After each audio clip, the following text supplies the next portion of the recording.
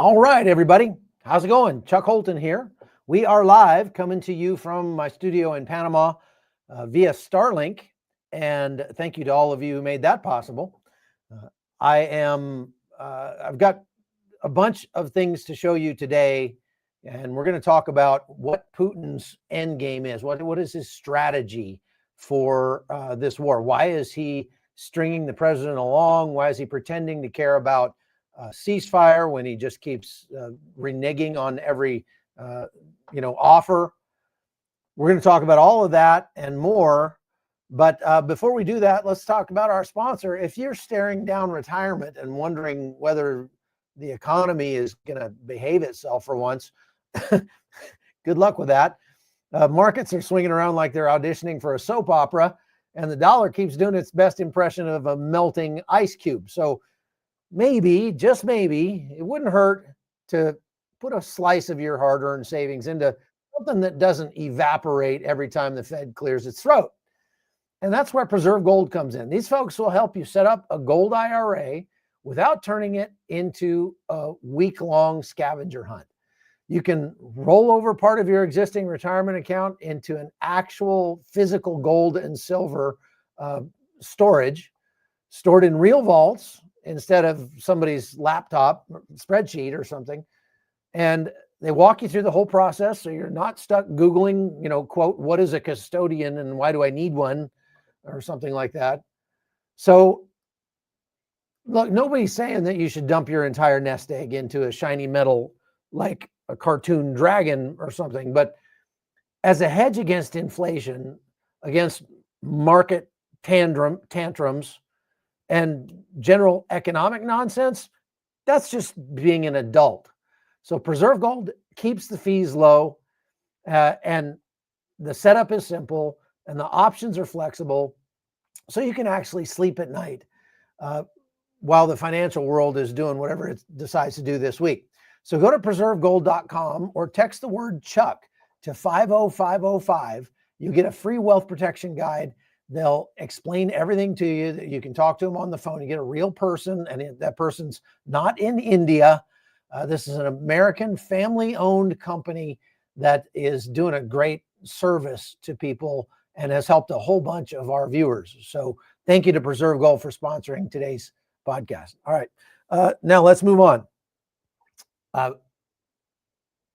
United States has obligations to NATO.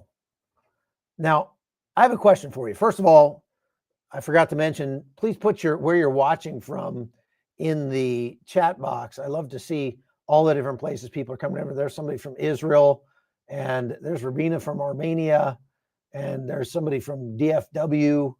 There's Maricopa Joe. Hope you're feeling better today.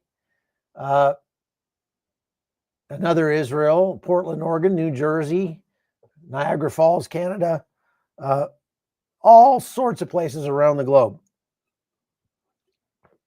And, my real question for you today is this. Do you think the United States should live up to its obligations, the things that we have committed to do overseas? Yes or no? That's a pretty simple question. I personally think that America is less safe when we don't live up to our expectations, when we don't live up to our obligations and our commitments that we've made to our allies across the globe. One of those commitments, one of the major commitments the United States has made, is to the North Atlantic Treaty Association, NATO. Now, NATO exists essentially to keep a check on Russia. Now, why do we need to keep a check on Russia? Well, Russia's made it pretty clear that they intend to control not just the satellite countries around their borders, not just Eastern Europe, not just Northern Asia, but all of Europe, geopolitically, if not physically. And they have been pushing to do that for some time, and they have a really nasty habit of invading their neighbors. They've done it over the last 30 years, something like 13 times. In places like South Ossetia and Abkhazia and Georgia, Chechnya, and of course, Ukraine more than once. And they don't show any signs of appearing to want to stop. They have been engaging in what the Institute for Study of War calls cognitive warfare at a very, very high level across the globe, but very specifically in and around Europe and the United States. And as a matter of fact, the bedrock of Russia's strategy, not their tactics, but their strategy for accomplishing their goals, is to be able to sort of direct the whims of the American voter away from the things that Russia doesn't want them to pay attention to and toward the things that Russia does want them to pay attention to. There have been, over the last, just several months, probably a half a dozen major SIM farms that were found in the United States, in Europe, in Eastern Europe, and in India, where Russia has been, most likely Russia, has been setting up these, because these things take millions of dollars to set up. It's not something a teenager could do in his basement. We're talking about massive, massive server farms and SIM card farms that can blast out messages on social media. And they've created, I would say, hundreds of thousands, if not millions, of fake profiles claiming to be somewhere, like claiming to be American, claiming to be based in Texas, when really they're based in Moscow. And they have used those fake accounts to, excuse me, to propagandize the American people and the European people, and to try to keep Europe from doing what needs to be done in order to allow Ukraine to defeat Russia in this war and get the war over with. Russia would rather the war go on forever and keep losing men at the rate of 700-800 a day than to give up their aims at this, because you have to understand how Vladimir Putin thinks. His concern is not the economy of Russia, not the people of Russia. His concern is for Russia to be able to control all of the regions that currently he believes threaten Russia, for the reason that Vladimir Putin, number one, wants to get the Soviet Union back together. They were much stronger economically back at, in the heyday of the Soviet Union, for sure. And in order to do that, if he has to lose 1 million or 5 million of his people in the war, well, so be it. And he's actually made statements to that effect just recently. So let's get into what we know about this peace process that's kind of falling apart. It's in shambles, really. Jared Kushner and Steve Witkoff went to Moscow. They got there yesterday and they had some meetings with their Russian counterparts. Now, here's a video of them going out to dinner at a Michelin 5. And they are, walking the streets of Moscow there. Now, I just want to tell you how gross this is to me, because the United States should not be consorting with murderers.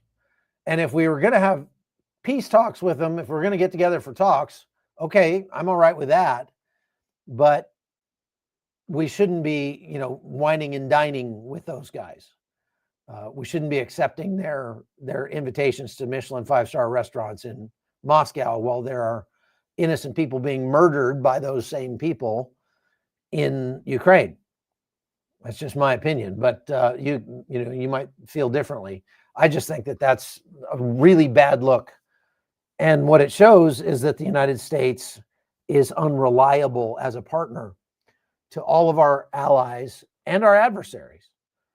So our allies are starting to come to that conclusion because they're starting to believe very much so that before too long, Russia will be at war kinetically with Eastern and Western Europe.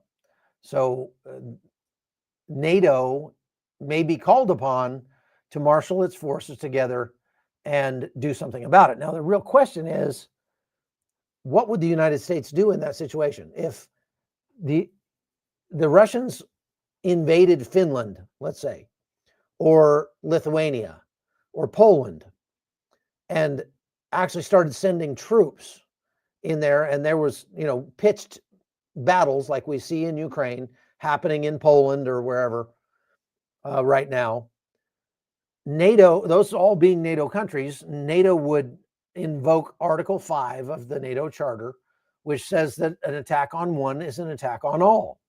The United States is a part of that. And so we would be expected to respond in the same way we would respond as if Russia attacked the mainland of the United States.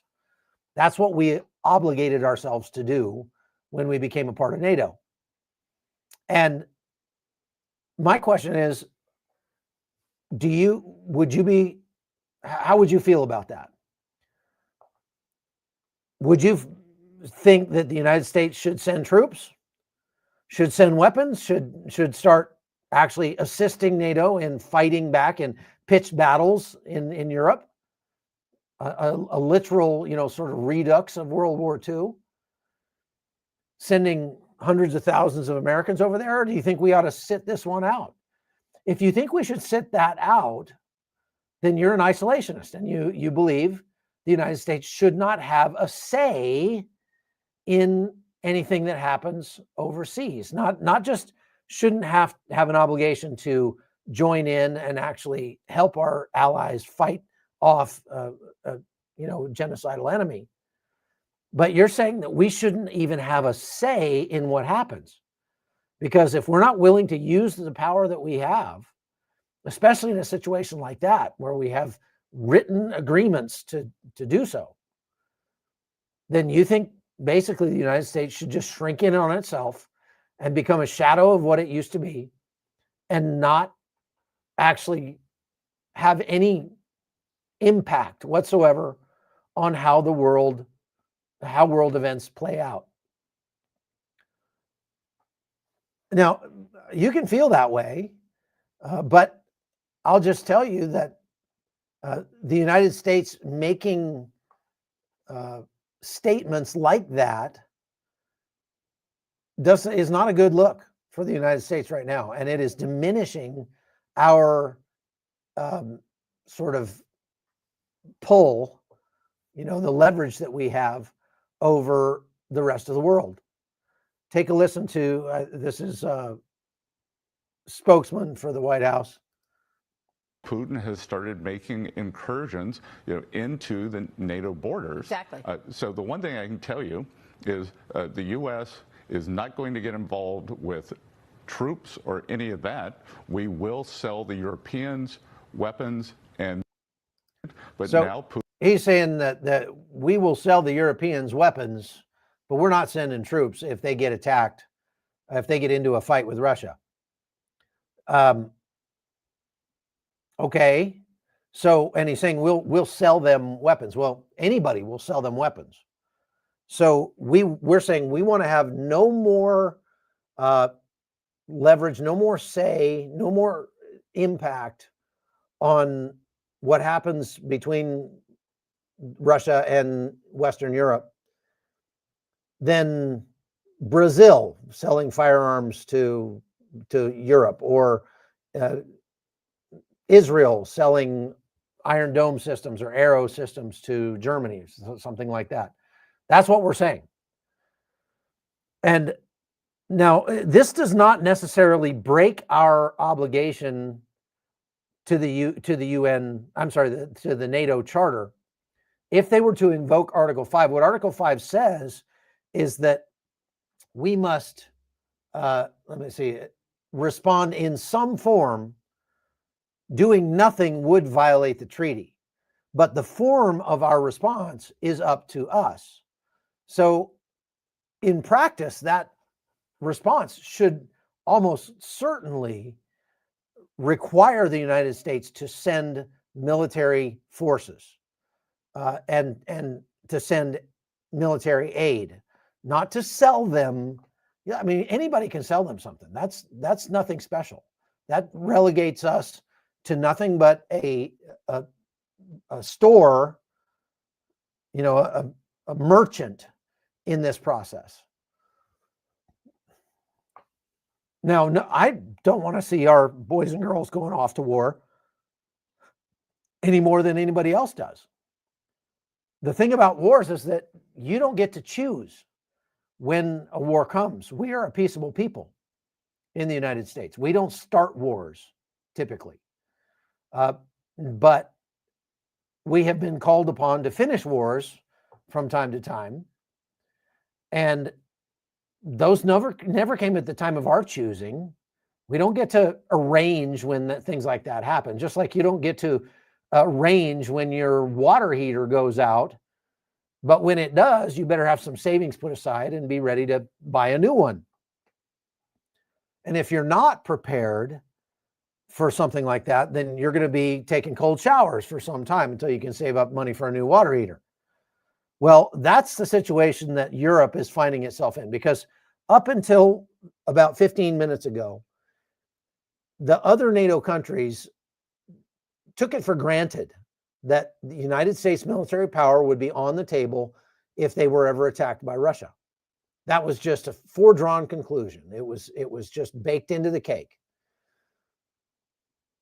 But now they're starting to realize, hey, we might not be able to rely on the United States because, they're saying, hey, we'll sell you what you need. How about we sell you some blankets, when you don't have any power anymore or something like that, So what you're seeing in the EU is speeches like this one. Drones did it take to shut down European skies? About 5. How many drones are over Ukraine? About 500 every night. If we face that, we're not prepared at all. Ukraine learned the hard way how to defend itself against drones, and they understand. You should not shoot down a cheap drone with €1 million missile. Their technology is cutting edge, and Ukrainian instructors are in the EU right now training European soldiers. Putin exploits our weakness and depletes our air defense on his terms. We've let a war criminal drag us into a boxing match and made him the referee. But if we stop being afraid to act, we can respond on our terms. Protect our skies, build the drone wall, stop buying Russian gas, give all the frozen Russian assets, and set up a no-fly zone in Western Ukraine. Colleagues, Ukraine is helping us, but we don't say thank you enough. So let me say it, Mr. Zelenskyy, thank you. And let's back our gratitude up with actions. All right. So that's a great speech there. And I think that guy really gets it. And he understands that NATO is not prepared for a war with Russia. And not only that, but the cheapest, safest thing that Europe could do would be to fully enable Ukraine to defeat Russia on the battlefield so that they never have to go to war with NATO.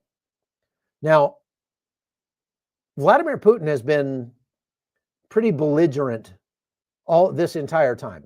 Every time there's a peace deal on the table, he basically goes back to, look, our goals are, we want to take over the Donbass, and that includes Zaporizhia and Kherson oblasts. And, at the rate that they're fighting, that they're taking ground, it would take them a good, 4 or 5 more years to take just the rest of Donbass, but not even the rest of Ukraine, just the rest of Donbass. But he believes that there's not a lot of impetus for him to accept a peace deal right now, because he thinks he can direct President Trump. He can play President Trump and play them off of Europe, get them against each other, at each other's throats, seeing each other as adversaries, not allies, and it's working. So even though he may not, he may be getting his head handed to him on the battlefield, he feels like, well, number one, he doesn't get the truth very often about what's actually happening on the front line. So I doubt Vladimir Putin really knows the extent of how bad things are on the front lines. That gets hidden from him by his generals.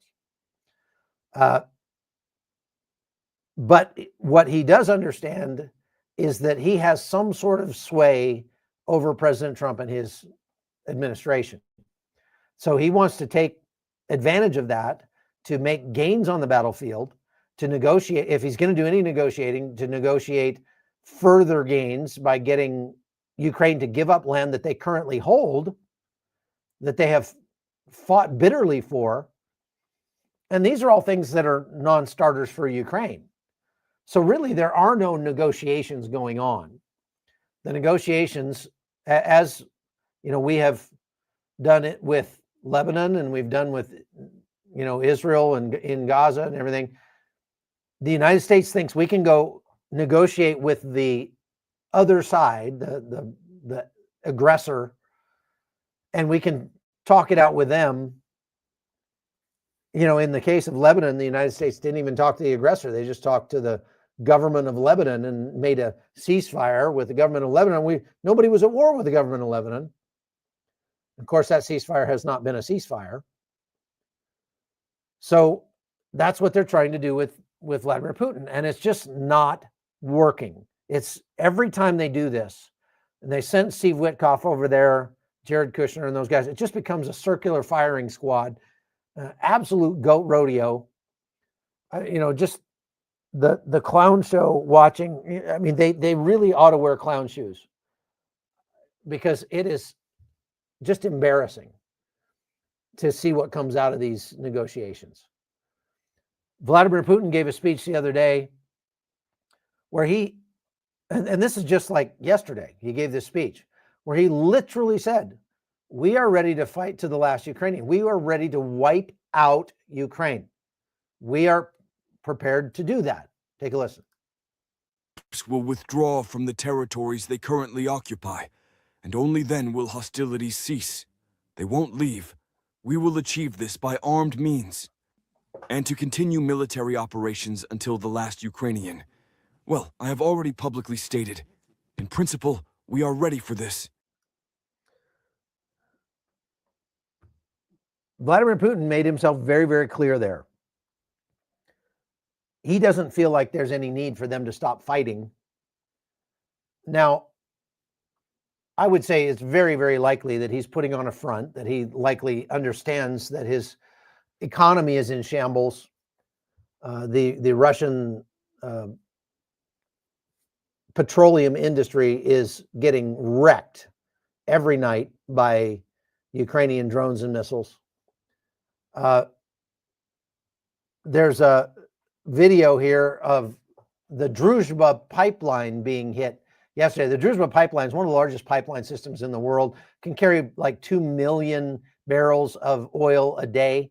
And it goes from Russia into the Stans, into Poland, into Hungary, Slovakia. It goes all, you know, spreads out all over the place. Ukraine has been striking pumping stations on the Druzhba pipeline from time to time. They hit it again last night. Have a video of the explosion there. Yeah, so that's they've been able to shut down oil through the Druzhba pipeline several times. When they do that, then Hungary and Slovakia go without heating oil, and that's one of the reasons why Hungary desperately supports Russia and is very much against, even though they're a NATO country, very much against everything that NATO is trying to do in terms of putting sanctions on Russia, taking their frozen assets, giving it to Ukraine, all of the things that would literally speed up this, a just end to this war, right? All of that taking place, and Hungary is totally against it because they get all of their oil from Russia. And they don't, I mean, there certainly are options for them, but they're just not willing to explore them. Viktor Orban is a pro-Russian hack, unfortunately. Other than that, Hungary's a pretty nice place. I've been there several times, but he doesn't get it. Now, Ukraine is moving in. Now, I want to answer this kind of issue, like why would Russia risk, because I've been asked this several times, attacking NATO? Why would they risk flying drones over NATO countries, threatening that way, trying to gauge NATO response times and looking like they're preparing for war with NATO? As a matter of fact, Russia is actually overhauling their entire military structure to get ready for a war with NATO. That's been reported by the ISW here recently. And so why would they do that? If they're not able to take Ukraine, what makes them think they're going to take the rest of Europe? Well, Russia also believes that NATO is not prepared for a war, although they're ramping up in many NATO countries right now. Poland, Germany, Finland are all beefing up their militaries. Lithuania, Latvia, Estonia, they're all beefing up their militaries and in preparation for future conflict. And they're starting to believe that it's almost inevitable that they're going to have to go to war with Russia. But why would Russia want to attack those places? Well, here's the thing. Right now, Ukraine enjoys a distinct advantage over Russia in that they can produce a lot of the weapons or procure a lot of the weapons that they use on the front lines outside of Ukraine in areas that Russia is not at war with, and so therefore cannot bomb. They're able to send their troops to train outside of their country. So if they're going to get together a brigade-sized element of Ukrainian infantry, for example, and send them to do some training, you don't want to do that in Ukraine, because if Russia catches wind that there's a brigade-sized element of people that, having a formation at a certain location, Russia does have the ability to strike that location and kill a whole bunch of people all at once. So what Ukraine does is they send their troops into Poland or Czech Republic or other places, and they do their training there, and then they come back into Ukraine to put it into practice.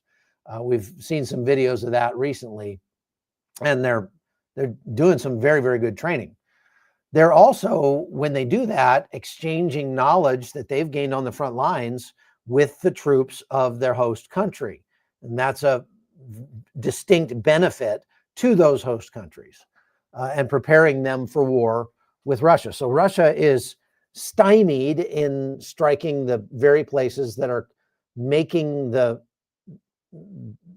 ammunition or the weapons, whatever, that are going into Ukraine.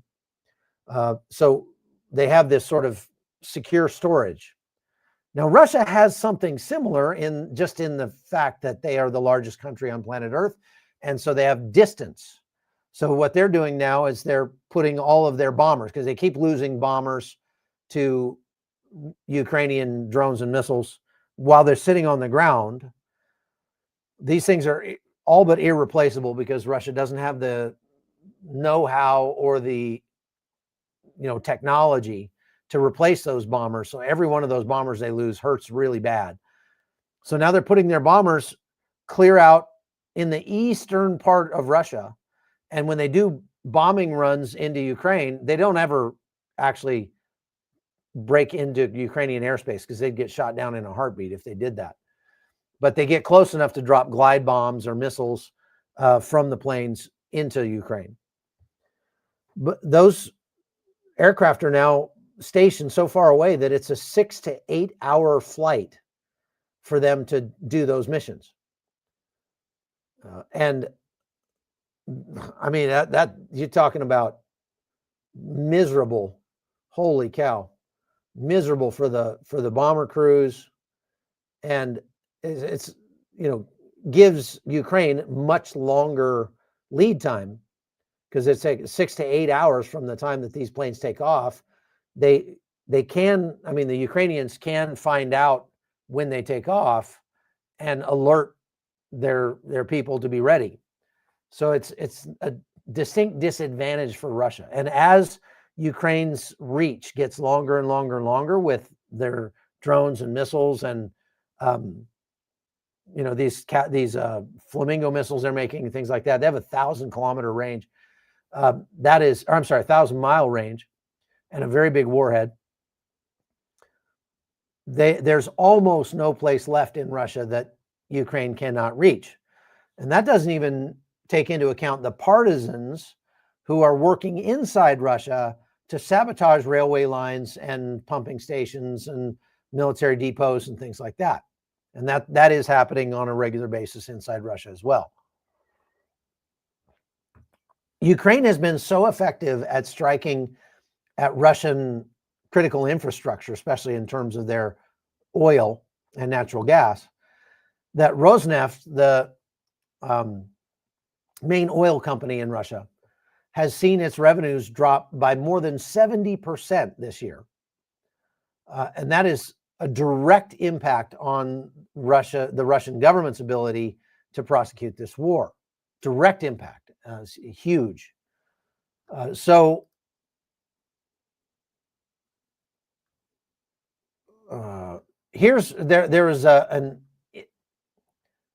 I want to get to my notes on this. There was a report in the Institute for Study of War that was talking about kind of how Europe keeps shooting itself in the foot. Like, if you want Russia to lose this war, if you want Ukraine to win, you're not doing the things that you need to do to allow it to win.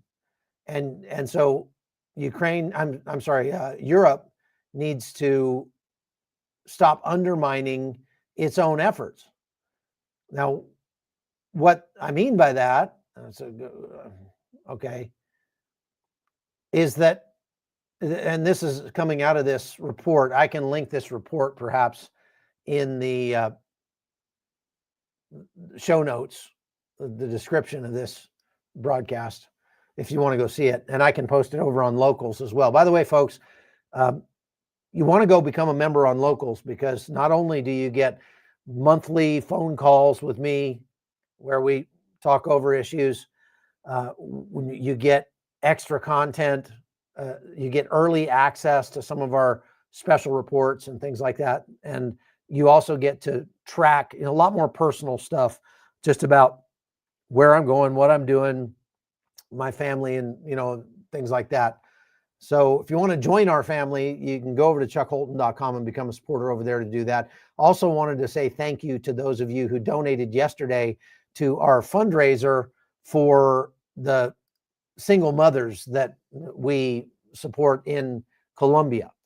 There's the link right there, givesendgo.com/Cartagena Project. Last I checked this morning, we had raised over $7,000 for that project. That's not going to all go to them at one time. We're going to use that to continue to do ministry to them through the little church that we support down there throughout the year. We're going to use it to help expand the church and make it bigger, because they've got 70 people packed into a church the size of this room. It's insane. I mean, they got people spilling out into the streets in this little church. And we're going to use it to continue our Dignity Kit program in the women's prison in Cartagena.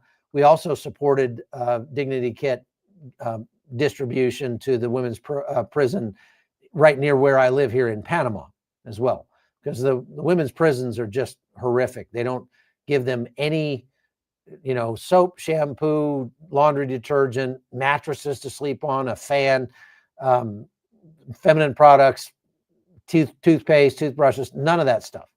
If they're going to get anything of that like that, they have to have it brought in and given to them by somebody on the outside. So we set up monthly distributions where these single moms that we support make it their ministry. They go into the women's prison and take dignity kits to all those women and preach the gospel to them. And it's a great thing that you all are taking part in here.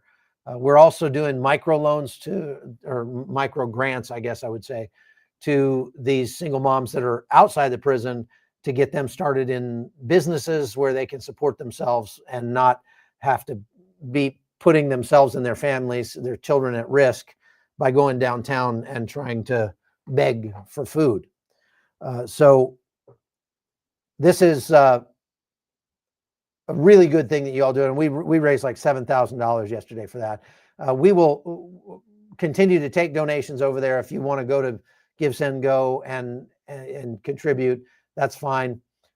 Just go to the link on the bottom of the screen there and you can, join us in what we're doing for those ladies. Okay. Now, back to this report.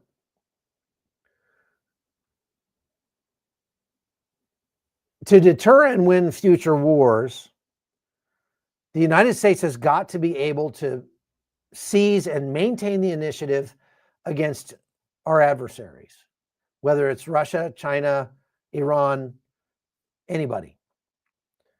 And initiative is a very specific thing. It means being proactive. Wars are rarely won through reactive approaches. So the current problem that the United States has with Russia is that Russia has been very clearly on a trajectory to protract the war, to expand the war in Ukraine. And as long as the Kremlin believes that it holds the initiative here, it doesn't have any reason to compromise its aims in Ukraine, to reduce its attacks and the pressure and the cognitive warfare it's waging against Europe. It doesn't have any impetus to do that. And the only reason it doesn't have any impetus to do that is because the United States has been largely in reactive mode to the Ukraine-Russia conflict. And we've allowed Russia to enjoy effective safe havens because the West restricted the range and capabilities of systems that we provided to Ukraine, so they couldn't strike deep into Russia. And they follow a policy of gradual pressure on Russia, meaning the EU is the West, the EU and the United States. They don't go whole hog. We're on our 18th round of sanctions now. We should have done all 18 at once, and this war would have been over by now. But so our sort of half-step approach to assisting Ukraine, which has not gotten any better under President Trump, it's gotten worse. We've gone from half-stepping our aid to Ukraine to no aid to Ukraine. And we've stopped providing any money to Ukraine. And President Trump talked about it in a press conference. Listen to what he had to say. With a war that our people are trying to settle now with Russia and Ukraine. We are not involved in the war monetarily anymore. Biden gave away $350 billion like it was candy. That's a massive amount of money. Okay, so I just stop it right there. Biden did not give away $350 billion. Under the Biden administration, the United States pledged about $170 billion. We gave a little less than $100 billion to Ukraine. President Trump has a knack for exaggeration, and he's continued to exaggerate, and he got to the point where he's now at a completely made up number. There's no $300 billion that we've given to Ukraine. I've explained this before, that the majority of the money that was pledged to help end the war in Ukraine by assisting Ukraine, a lot of it didn't go to Ukraine. It went to support U.S. troops in Poland, Hungary, Lithuania, places like that. It went to loan guarantees for our NATO allies to get them to give their old weapons to Ukraine and buy new weapons from the United States. So that money really didn't even leave the United States yet. So I hate to contradict President Trump, but he's just exaggerating in this case. But you hear what he said there. we are no longer giving money to Ukraine. Which means we're there. That's a double-edged sword. Okay, well, that's good for our pocketbook. And a lot of Americans are okay with that, think that, yeah, we shouldn't be giving money to Ukraine. Okay, but in so doing, we have given up our leverage over Ukraine. We've given up the ability to really make a difference in this war, to have a say in this war with Ukraine and Russia. And we've made it very much more likely that this war will drag on for years longer than necessary. And what's required if we want to reverse that is a shift in our approach. So first of all, just keep in mind, no single measure is going to be decisive. The key here is momentum, a continuous series of actions that continue to increase the pressure into a tsunami against Russia. Stop with these incremental measures and start with massed cascading effects on Russia. Now, the Kremlin's focus is explicitly designed to deny Western initiative, to keep the West from ramping up that pressure because we can't agree on anything. And it's been largely effective. They want to keep the West's response to the war reactive, fragmented, right? They want to ensure pressure comes from as isolated measures instead of massed effects on Russia. And Trump at one point came very close to massing effects on Russia, to doing the right thing. And then he went right by it. And that was by saying that we were going to levy additional sanctions on India and China, well, any country that continues to buy oil and natural gas from Russia. Problem is, President Trump met with Viktor Orban. Viktor Orban apparently talked him out of it because Hungary would have been on that list. And we have managed to reduce the amount of oil that is being purchased or received out of Russia by China and India. But actually, Ukraine has been more effective than we have with sanctions, and they're doing what they call petroleum sanctions, meaning they're striking Russia's petroleum and natural gas assets and taking them offline so that they can't sell any oil. Let's finish listening to what President Trump had to say. And much of it in cash, a lot of it in equipment. I don't give away anything. We sell the equipment to NATO. The European nations pay us for the equipment, 100% price. And then they bring it to Ukraine or whatever they do with it. But we're trying to get that settled. I've settled 8 wars. This would be the 9th. And okay, I'm not going to go into that. To see if we can get it settled. Not an easy situation, let me tell you. Yeah, I'm not going to let go into that again. He then goes into the old, I've stopped 8 wars, and this war in Ukraine would have never happened if I was president, all this stuff, blah, blah, blah. None of that is here nor there. It doesn't matter. So we don't even need to pay attention to it. Now, somebody's saying, how are gas prices going down? They're going down because of the downward pressure on the price of oil.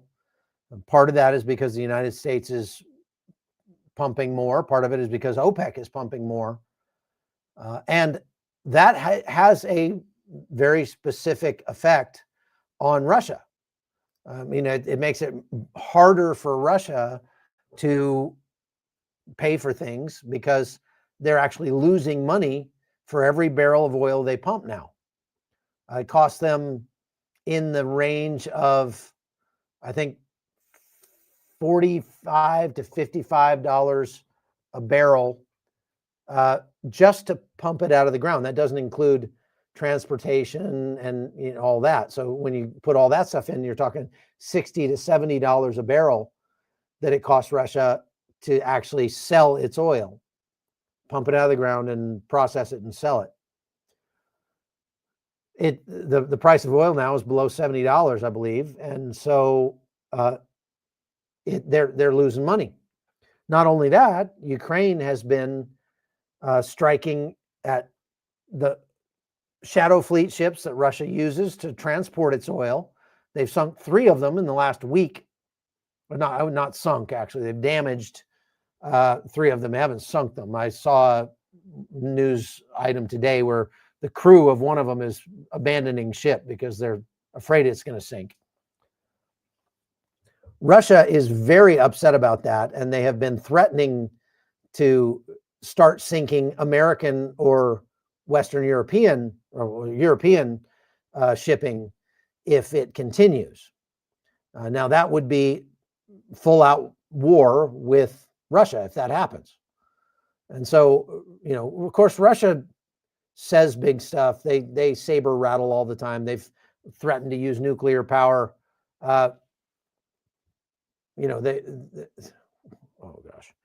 They've threatened to use nuclear power multiple times, probably a dozen times so far in this war. And of course, they've never used it. They've threatened to use their Oreshnik missiles. They've only fired 1. They had another missile launch that was a test launch the other day of some new hypersonic missile, and it took off and then blew up in the sky. It failed. That's like the 3rd failed launch of that missile. So that's not going well for them. But anyway, back to this report. Initiative is the ability to act proactively and to set the tempo and to set the terms of the conflict. When you take the initiative, and what you do is you start to build momentum and maintain that initiative by overwhelming the opponent's ability to react. And so you're creating dilemmas for your enemy over and over and over again. Ukraine is getting better and better at this.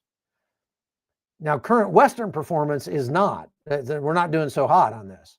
US and our partners have prevented Russia from taking more Ukrainian territory and possibly taking over Ukraine outright.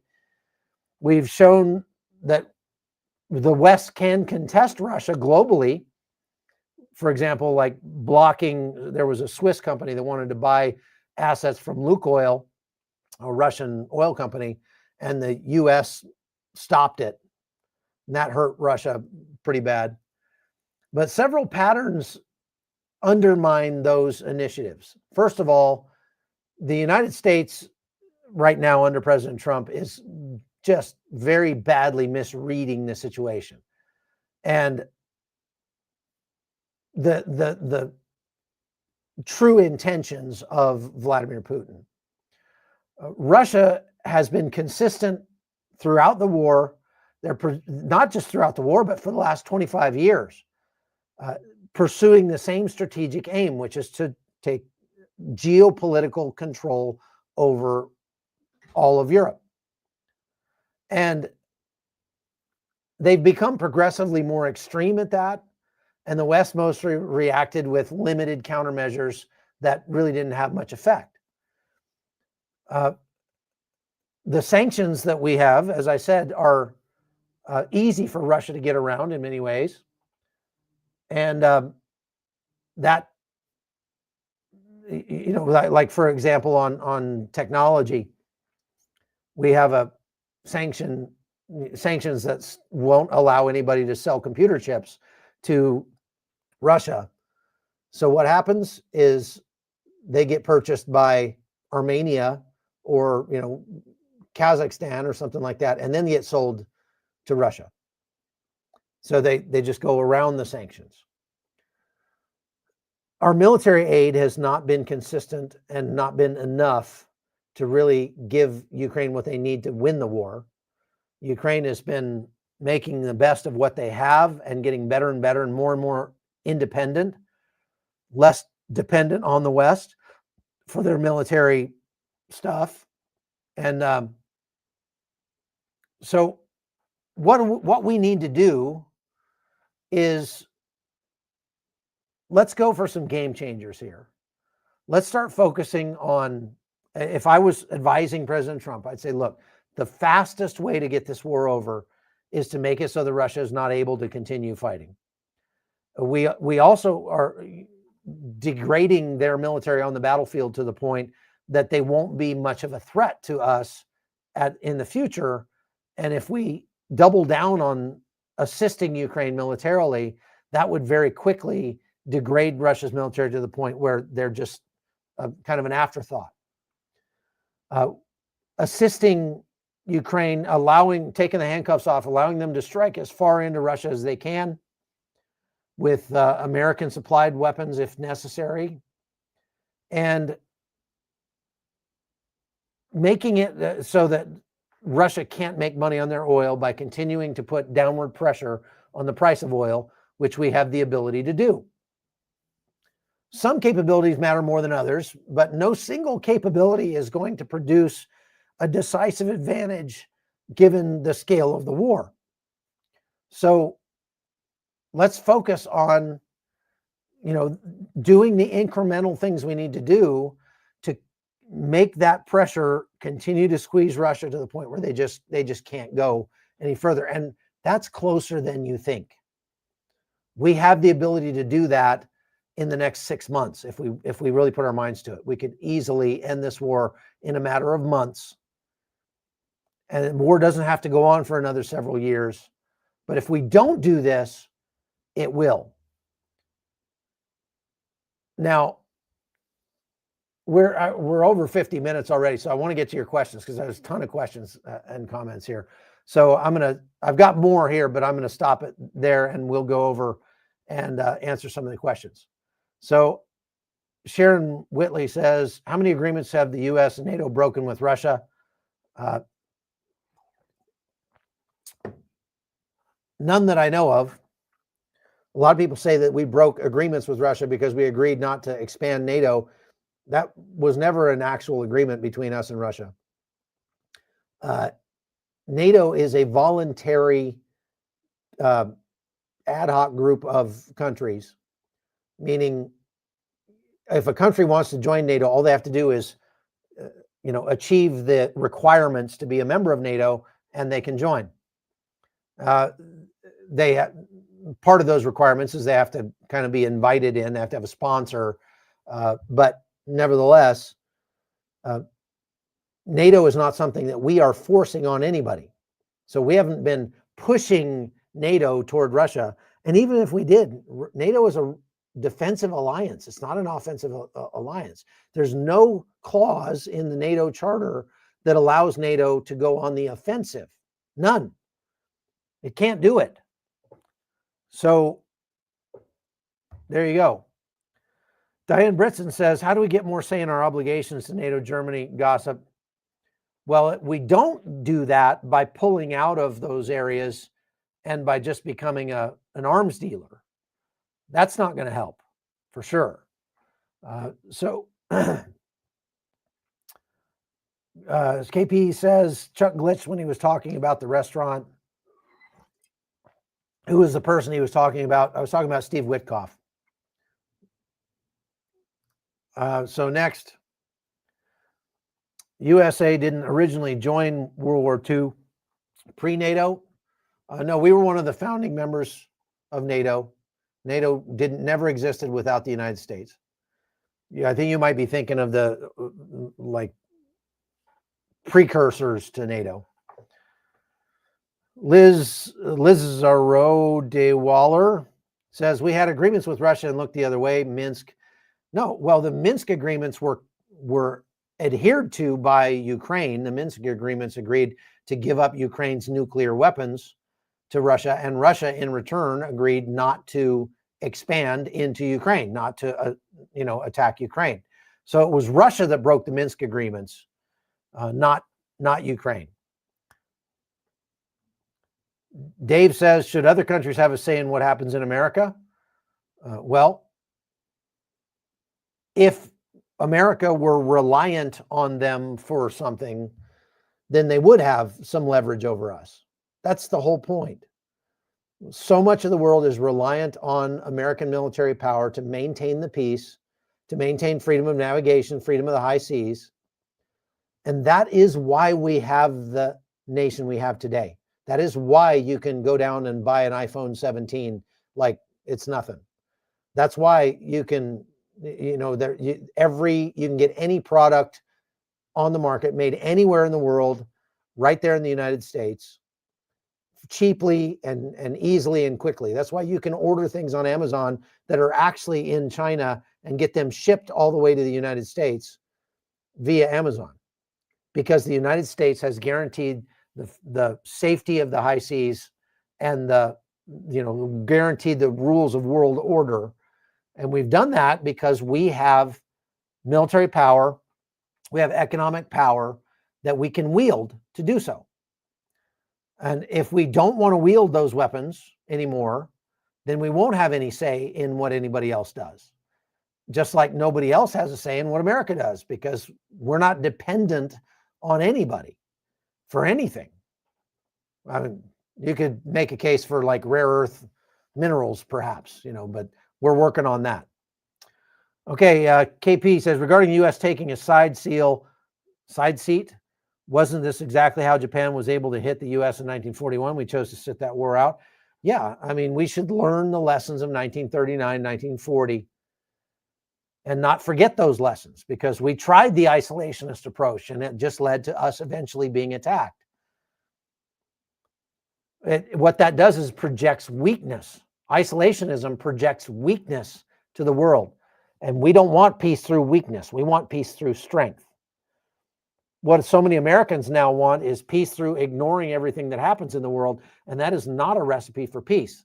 That's a recipe for world war. Fast Joe says, I'm behind, but is NATO all paid up on their obligations? Yes, they are. The United States has cajoled NATO into increasing their military spending and increasing their contributions to NATO. That was during the first Trump administration. He did that. Rex Laughlin says, doesn't America already have troops designated to NATO? Not really. Not in the way that you're meaning, I think. Like, we have troops. We do have troops in Europe. They're not under NATO command. They're under U.S. command. We don't put our troops under the command of a non-American in all but very, very few cases. We have troops in Kosovo. We have troops in Germany. We have troops in Hungary. We have troops in Poland, Lithuania. Actually, most countries in Europe, we have some U.S. presence. But that's different than, having like NATO peacekeepers. The only real NATO peacekeeping force that American troops take part in is the multinational force and observers in the Sinai. That's been going on for like 30 years. John says, why was Kushner in Moscow? Is he authorized to negotiate on behalf of the U.S. and Ukraine? Certainly, we must have Russian specialists in the State Department who do better. Absolutely, we do. President Trump just likes to send his buddies over there to do all the negotiating. And maybe because Kushner helped with the ceasefire in Gaza, President Trump said, okay, well, you did good in Gaza, so go do the same thing in Russia. I don't know that he's qualified to do that. He's not a diplomat. But on the flip side of that, the United States has a ton of diplomats that have been engaging in world affairs for a long time, and they didn't manage to stop the war or negotiate an end to the war in Ukraine either. So maybe it's a good idea to just send just random Joe, just get somebody off of, Craigslist or something and send them over there. And they'd probably do as good a job as Steve Witkoff, if not better. Okay, Lyle says Ukraine also thought we had their backs when we asked them to give up their nukes. Promise gave, promise kept. That's right. We promised under the Clinton administration to come to Ukraine's aid if they were ever invaded by Russia in exchange for them giving up their nukes. They gave up their nukes. They were invaded by Russia, and we did not live up to our obligations there. That's not a good look for America. Jose says, what's it going to take for Trump to put Putin in his place? I asked this question in yesterday's live. It's terribly difficult when Maduro He's been played like a fiddle by Putin. Yes, he has been played like a fiddle by Putin. President Trump has far too much confidence in the force of his will. Like, things will happen because I want them to happen. But that's not the way the world works, especially not the way global geopolitics works. And Vladimir Putin understands Trump's motivations, and what Trump likes is when you flatter him. Trump, he's got an ego the size of Montana. And so as long as you stroke his ego, you can get pretty much whatever you want out of Donald Trump. And that's why I value humility in our leaders and not pride like President Trump has. I like I said, I agree with a lot of things that President Trump does, and I praise him when he does something right. But in this case, his ego has gotten in the way, and he's allowed President Putin to just absolutely play him like a fiddle. Okay, next. Europe is not prepared, and they don't listen now today. How could we trust them with our kids? I don't trust our allies. I'm not sure what you mean by that. You mean sending troops over there? If we responded to an Article 5 request, an attack on NATO, by sending troops, we would not put those troops under the command of NATO forces. They wouldn't be under the command of NATO. We would work together with NATO. We would coordinate with them, but we would keep control of our own troops. Okay. So how old is Putin? I think he's 70, 72, maybe something like that. Yeah, I think he's like 72 years old. Ron Deddy says, Russia has a GDP the size of the state of Texas. How does that stack up versus all of NATO? Well, what's more important than their GDP is their combat power. And NATO represents 60% of all the combat power on planet Earth. That includes the United States in it, of course. So, that's where we far outshine Russia.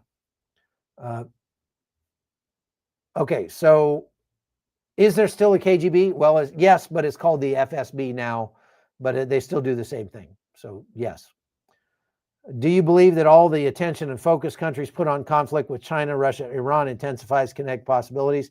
I don't think focusing on it intensifies it. I think having a flaccid response to our adversaries increases the chances of a kinetic war.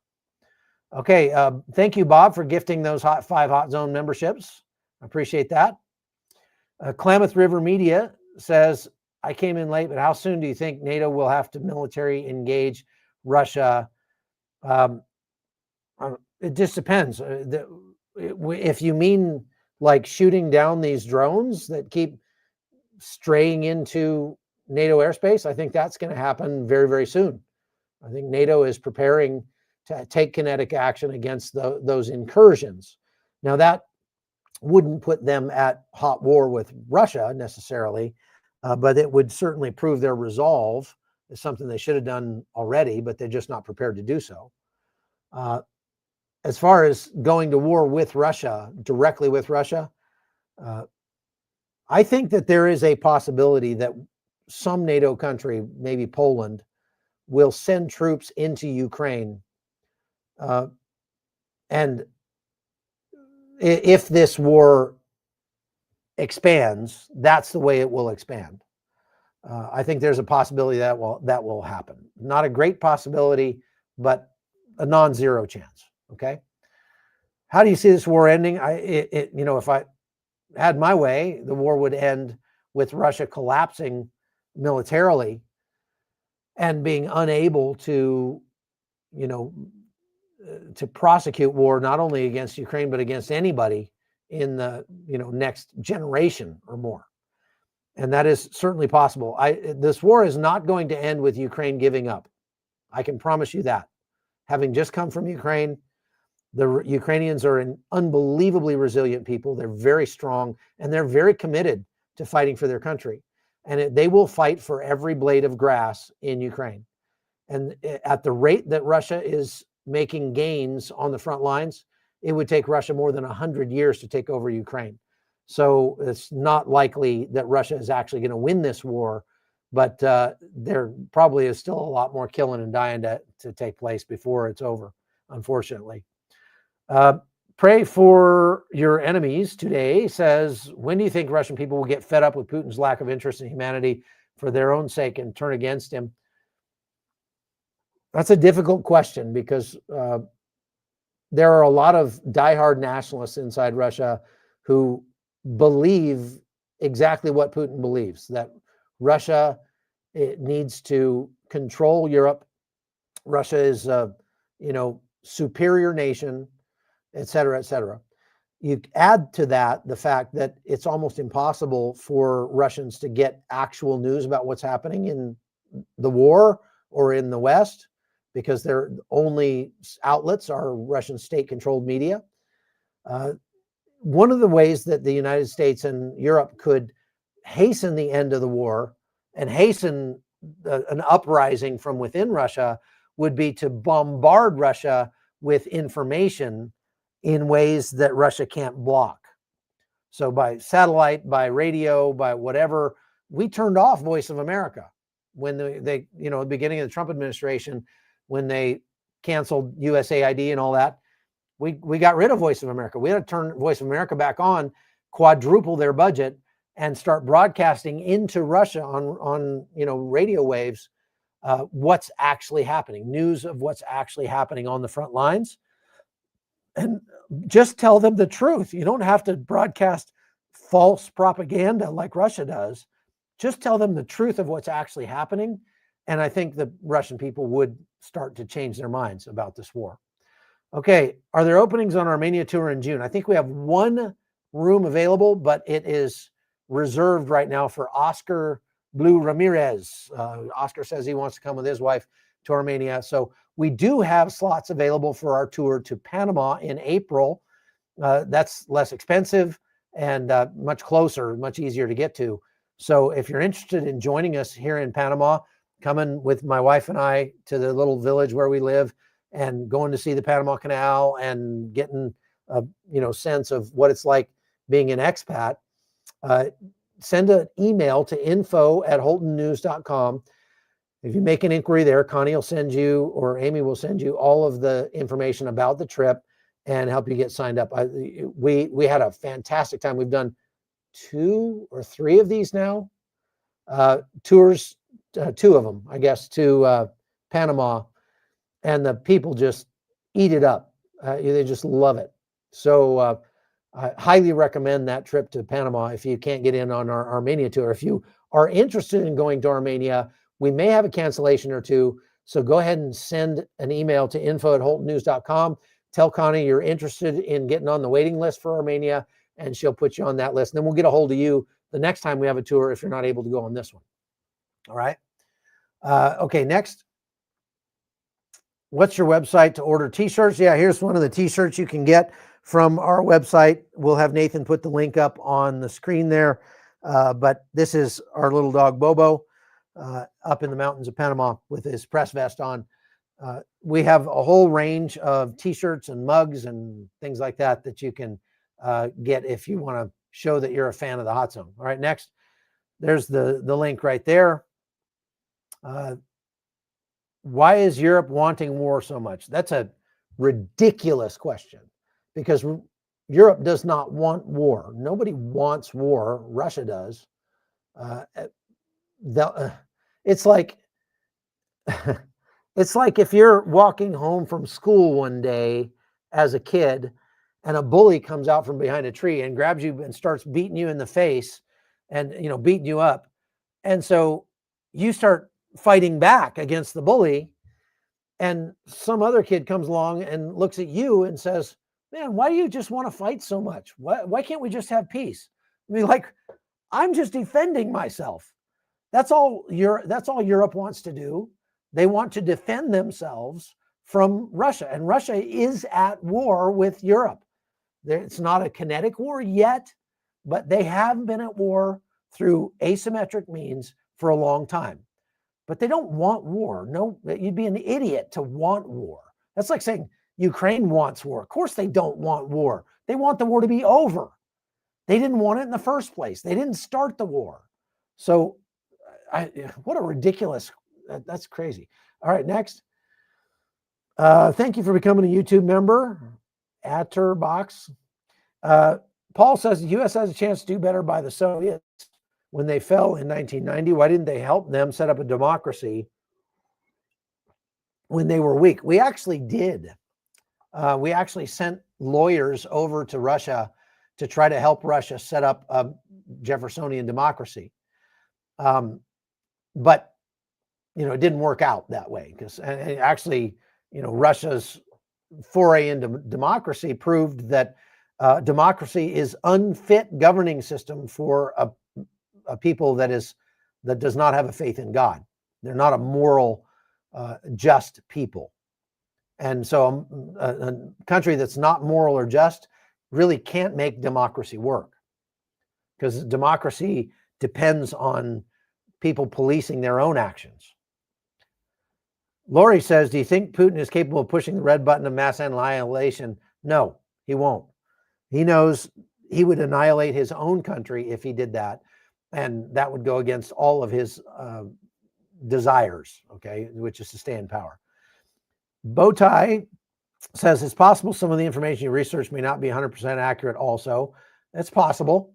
If you find something I've said that's wrong, I've been wrong before, send me an email and point out where I'm wrong. I always appreciate that, because there are people who have specific knowledge about things that I'm talking about, that where I'm doing research on these things, but they've lived it or whatever, and they can send me emails or comment in the chat and let me know where I'm wrong. Lori says, if we go into Russia, though, will they send troops here to start a war on our soil? Nobody is going to go into Russia. Even if we go to hot war with Russia, nobody is sending troops into Russia. Nobody wants to take over Russia. We don't want it. We just want to stop Russia from attacking the West. And so we don't have to worry about that. And no, Russia doesn't have a expeditionary army. They wouldn't be able to send troops to the United States. They just don't have the capability of doing that anymore. Next, does Trump have a backdoor deal with Putin dragging the war on? I often wonder if Putin has something on Trump that he's holding over Trump's head to get Trump to do what he wants. I want to believe that Trump is an intelligent actor in all of this, but the way he's approaching Putin just tells me like something's really wrong with that. Something's really wrong with him there. All right, next. Does Hungary have their own refineries for Russian oil, and they, like the U.S., will buy Russian oil to keep those refineries in operation? No. I don't think Hungary has their own refineries. I think they have to buy already refined fuels. I could be wrong about that. I'm not an expert on Hungary, but I have never heard of a refinery in Hungary. Okay, next. Thank you for the $2, Sherry. Appreciate that. Is there a way to get your info to President Trump? I wish. I'm only separated by President Trump by a couple of degrees. For example, I know people in the Trump presidency. The thing is, they're not going to listen to me. Why would President Trump listen to some YouTuber? Just because I've been a war correspondent for 20 plus years and I've been to all these places, spent months of my life in all these war zones. Why would he listen to me? He's got people that are experts that he could listen to, like his Secretary of State, Marco Rubio, but he doesn't. Marco Rubio should be the one that's negotiating this peace deal with Russia that has now fallen through. But Marco Rubio is not there. Jared Kushner is there. So Klamath River Media says, what is Russia's war aims in Ukraine? Are they trying to rebuild the old Russian Empire, Soviet Union, expand influence? Their overall aims, in my opinion, are number one, to safeguard their own electrical supply. And that has not worked so well, but that was their original intention. They actually attacked Ukraine 4 hours after Ukraine switched a good portion of their electrical grid over to the European electrical system away from the Russian one. That took the capacity of about 4 million people, 4 million households offline when they did that, and then Russia invaded. Russia had been telling them, don't do it, don't do it. And when they did it, Russia invaded. Also, there's 39 trillion cubic meters of gas, natural gas, in the Donbass. Russia wants that gas. They want Ukraine, and this goes along with the kids being kidnapped from Ukraine. They want all of Ukraine because they need more people. Russia's demographics are collapsing, and so their way of growing is to just take over a neighboring country and call them Russians. That's why they've stolen about 200,000 Ukrainian children who were not orphans, most of them, and have sent them to foster families in Russia, and they're adopting them out to families in Russia because Russia needs more people very, very, very badly. Ukraine now has become, Ukraine has the same problem, and they've become the lowest replacement rate in Europe, and I think the lowest birth rate in the world. They're down to like 4 point something per 1,000 people per year. And that's below, that's like 35-40% below South Korea, which is already in complete terminal decline. And that's because, you're not going to want to have a lot of babies when there's a war on. You got other things to worry about. And a lot of Ukrainians have left Ukraine and, aren't in the country anymore. So Ukraine is going to need to mount a gigantic push to get everybody in Ukraine to have babies as soon as possible. But they're probably going to have to win the war before they do that. Stephen Franklin says, who do you think is winning the war between Russia or Ukraine? Nobody. Nobody's winning. Russia's not winning for sure. Ukraine is not winning. Ukraine is getting hurt badly, but they are gaining momentum. And the momentum is starting to be on the side of Ukraine. So Ukraine also doesn't have much of a impetus right now to make a peace deal. Stephen Bradley says, is it concern for the bigger picture that if Russia fails and a new leader takes over, that the unstable condition advances the doomsday clock? Very possible. If Putin falls, whoever takes over for Putin could be worse than Putin. But they still have got to understand that using a nuclear weapon would mean that Russia disappears in a cloud of vapor and becomes a giant glass parking lot. So I don't think that's likely.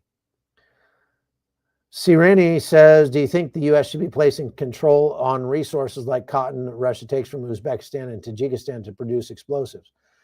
If there was a way for us to reduce what Russia can use to fund its war or to maintain its war machine, we should do it. Full stop. Okay, next. Lasers being used yet? Not in the Russia-Ukraine conflict. They're just now rolling them out in Israel. Next question, has Hamas been complying with the terms of the peace deal? No, they have not. Next question, how likely and what would the fallout be if the U.S. gave longer range weapons to Ukraine? It doesn't look very likely right now that the United States would do that. Ukraine is developing its own long range missiles, so they may not, I'm sure they would use them if we gave them to them.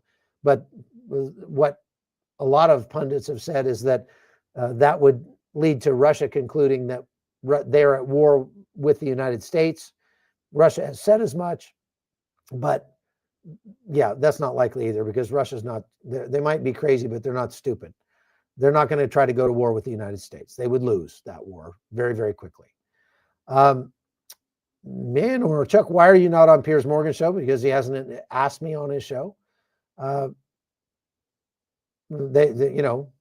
would consider it if he asked, but he hasn't asked. If you have his phone number, give him a call. Tell him to ask me on his show. Ron Deddy says, why would a lead CCP general in Moscow, why was a lead CCP general in Moscow yesterday? Well, they are, the Chinese Communist Party and Russia are collaborating on the war effort. China is sending a tremendous amount of war materiel, weapons, drone parts, things like that, to Russia. And China has a vested interest in propping up Russia, because without the help from China and Iran and North Korea, Russia would have lost this war likely already. They haven't because of all that help. And China has a vested interest in keeping the war going as long as possible, because that degrades and dilutes the attention of the United States away from Taiwan. So there. Next question, last question. If Russia used nukes and we responded, what do you think our target hit percentage would be versus theirs? Well, with nukes, close is good enough. You know, nuclear weapons and horseshoes, close is good enough. So if they could hit anywhere near the United States, it would be catastrophic.